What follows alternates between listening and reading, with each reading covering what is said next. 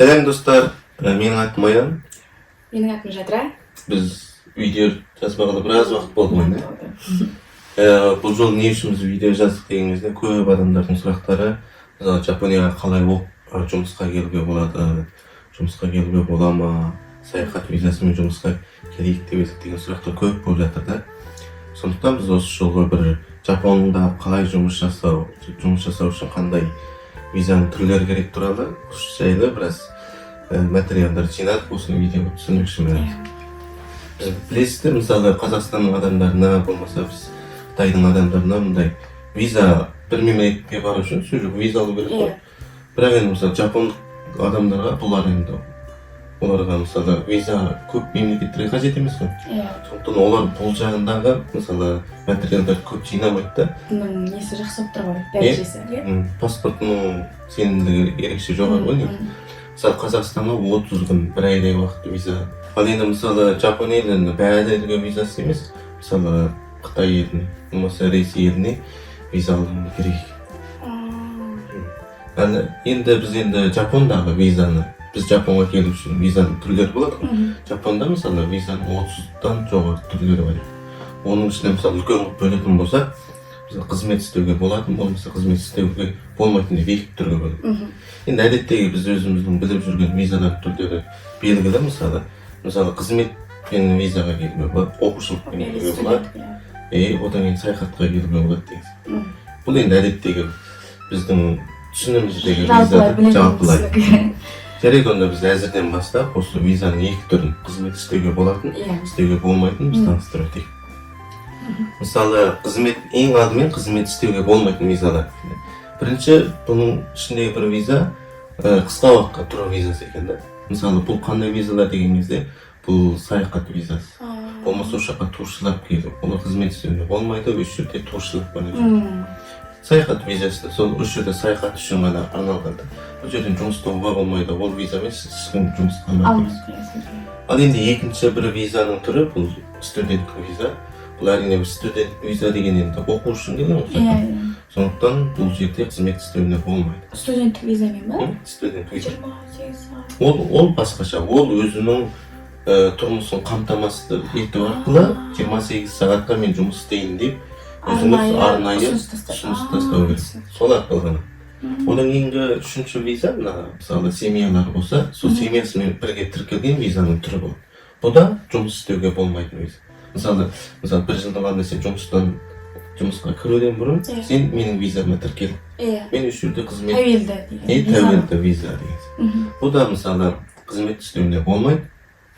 Бірақ сол аптасына 28 сағат уақыттық жұмыстарға істесем бола ма деп ұсыныс жасайсыз, соны қабылдаса Жапон үкіметі, онда сіз қызметке сол 28 сағат істетуге болады. Ал енді біз жерде жұмыс істемейтін визаларды айттық қой, енді жұмыс істеуге болатын қандай визалар? Мысалы біріншісі бұның ішінде мысалы дипломаттардың визасы болады екен. Бір елге елшілік жібереді, бір жиындарға жібереді деген сияқты. Осындайларға арнаулы виза беріледі екен. Бұл енді сол жұмыстың уақытына қарай қанша болса сонша беріледі.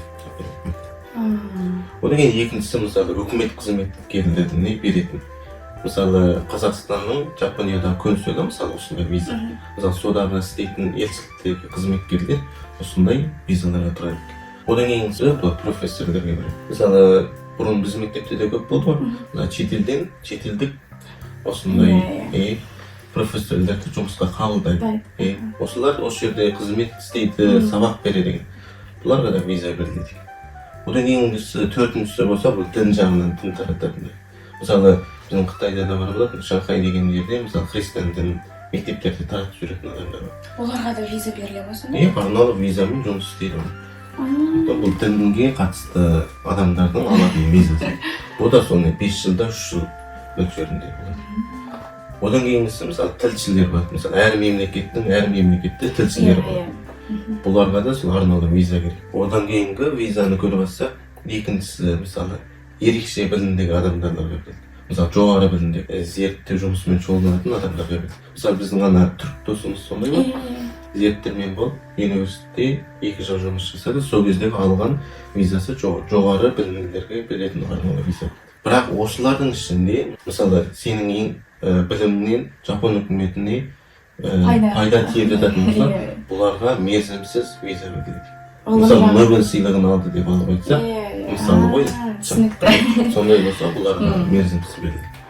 Одан кейінгі визаның түрі сол тижарат ететін. Мысалы, Жапонияда сеттік ашатын болса, соларға берілетін виза екен. Бұлар енді 5 жыл, 3 жыл деп сол тижарат қылатын уақытыңа, болмаса сен тижарат ететін қабілетіңе, экономикалық жағдайыңа қарап беріледі. Одан кейінгі мысалы енді жаңағы біз жоғары білімдерді айттық қой, мысалы заң болсын, болмаса или профессор болсын, енді көп адамдарға бұл өте сәйкес келе бермейтін бұл. Ана қарттарға қарайтын адамдарға. Әзір мысалы Жапонияда қарттану мәселесі өте жоғары, сол қарттарға қарайтын адамдардың саны өте аз қызметкерлер.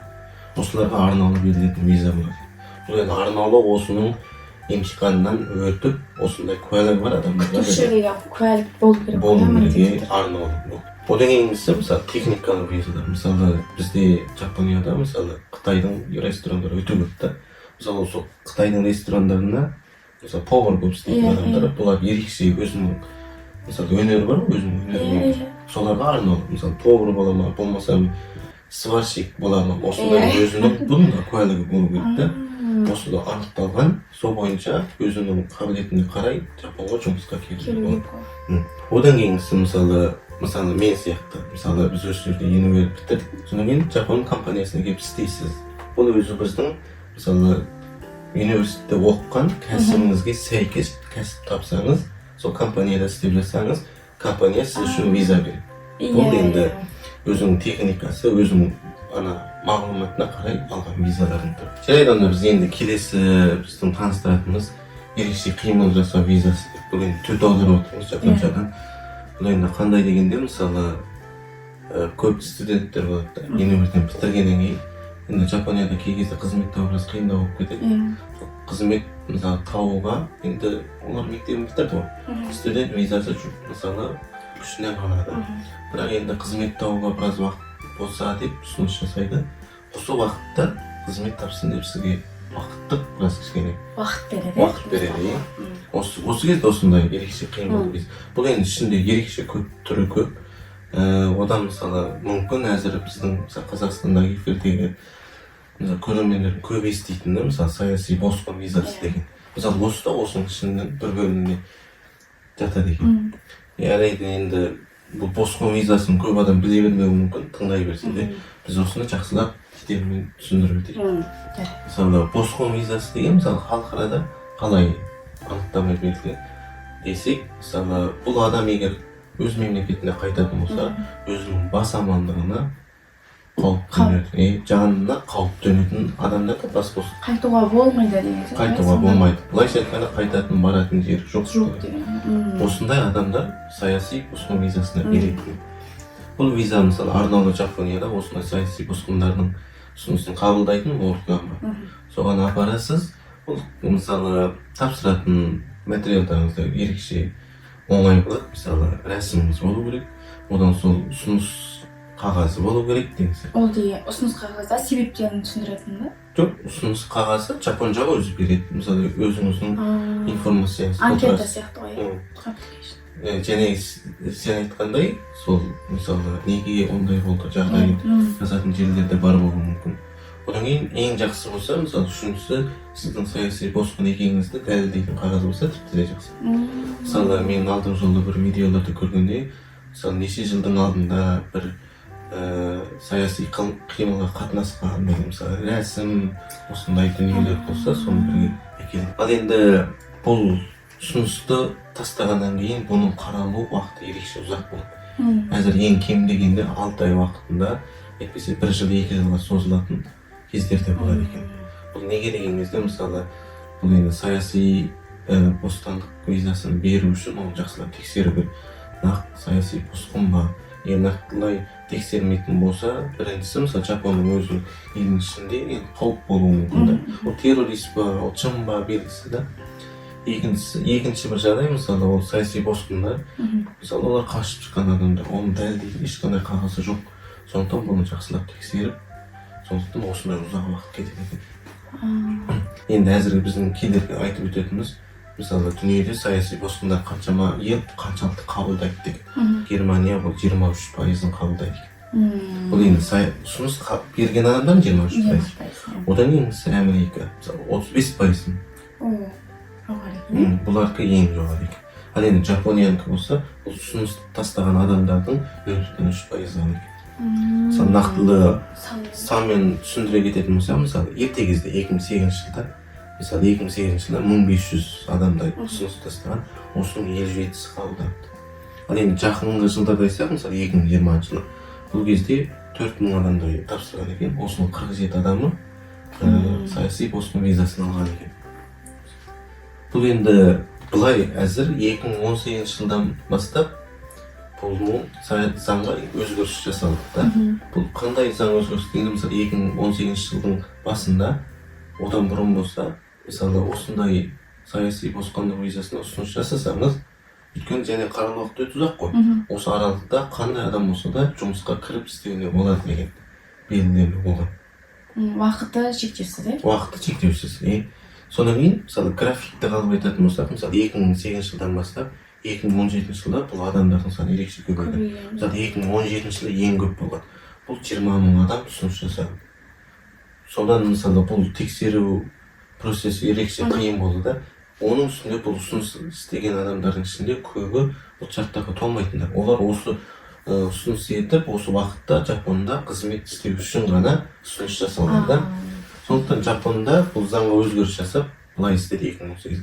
Мысалы, ұсыныс жасалған кезде сізді категорияға бөледі. Осыған бөліп тастайды. Мысалы, қызмет істеуге болатын, болмаса болмайтын деген сияқты. Мысалы, әзір осы жерде мысалы 4 бөлігі бар екен да. Мысалы, А, Б, С деген. Мысалы, А болса, ол расында талаптары жақсы толатын болуы мүмкін деген береді. Мүмкіндігі жоғары. Мүмкіндігі жоғары. Енді Б болса, бұл талапқа толмайтын деген. С болса, бұл С-дағы тайптағы адамдар, мысалы, қайта-қайта ұсыныс жасаған. Бірінші рет өтпей қалып, екінші тағы ұсыныс жасау керек. Осы кездегі адамдарға белгілі. Бірақ шарттарыңыз әлде толмайды. Бұларға С деп береді. Сонда шектеусіз түрде жаңағыдай өтініш тастай беруге бола ма? Жоқ, бұл болмайды. Мысалы, бірінші рет бересіз, екінші ретте бересіз. Сол екінші реткі, мысалы, сіздің ұсынысыңыз бірінші реткімен ұқсас болмаса әлі де сол шартқа толмайтын ұсыныс тағы да қылсаңыз, Жапон жағы сізді зорлықты түрде мемлекетіңізді қайтарып алады. Бұл ең жаман жер. Өйткені бұда әзірге бұл саяси ұсыныста ең жаман жері бұл тұрақсыздық. Сіздің қай категорияға кіретініңіз белгісіз, тұрақсыз, қашан қайтатыңыз тұрақсыз, қанша уақыттық осы Жапонда ұсыныс уақытында тұра алатын уақытыңыз да тұрақсыз.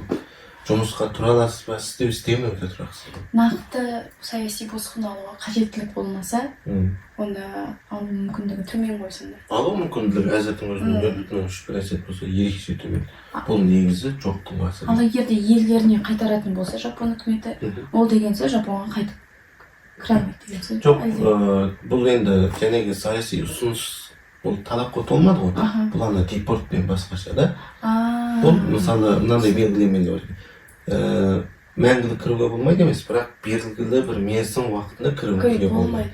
Одан кейін мысалы басқалай виза, мысалы қызметпен келем десеңіз, жәнегі сіздің ұсынысыңыз соған әсер етуі мүмкіншілігі бар деген. Қорытынды жасау кететіні саяси босқын визасын алу бірінші Жапонияда ерекше қиын. Екіншісі саяси ұсыныс жасаудың бұл материал қаралу уақыты өте ұзақ. Бірақ осы уақытта сіз қызметке кіресіз, істеуіңізге бола ма, болмай ма, ол да белгісіз. Ол да белгісіз. Сізді бөледі. Егер саяси босқын визасын алсаңыз, Жапонияда тұрақты мекендік ететіндер деген визаны сізге береді. Бұл виза негізі 5 жылға беріледі. 5 жылдан кейін тағы бұны жаңа бастаңыз. Негізі жағдай сонда. Және мысалы 2018-ден кейін ұсыныс жасайтын адамдар көп түскен да. Сонда деген негізі 2018-ге дейін сонда саяси босқынға тек жұмыс жасауға келген адамдар көп болған ғой сонда. Бірақ 2018-ден кейін тексеріс ерекше күшейген, мүмкіндік азайған болып тұр. Жарайт достор, биз бүгүнчө кыскача ушундай айтып кетейик. Эгер сурактарыңыз болсо, бунун ичинде негизи айта берсеңиз эрекче түйүндөр өтө көп. Эгер өз басыңызга ушундай сурактардын жообу керек болсо, биздин инстаграмга жазылыңыз. Тикелей кат жазып бизден сурасаңыздар болот.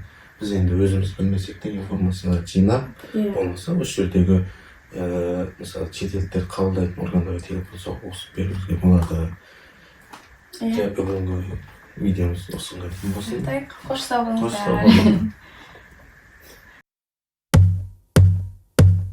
There once was a ship that put to sea. The name of the ship was a Billy of Tea. The winds blew up her bow, up down, oh below my bully boys blow.